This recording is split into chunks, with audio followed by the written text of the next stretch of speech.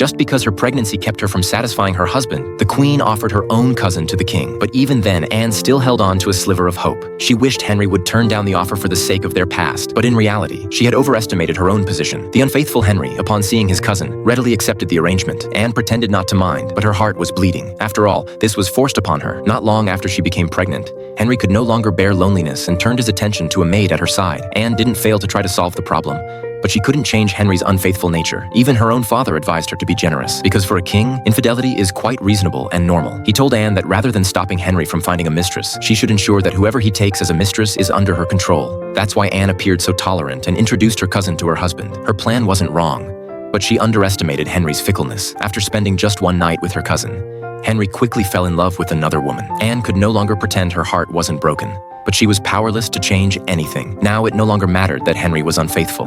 The only thing that mattered was that she had to safely give birth to an heir. Soon, the day of Anne's delivery arrived. Because she was worried about the child's gender, she appeared extremely nervous. In contrast, Henry seemed much more relaxed. He had already hired an astrologer to make a prediction.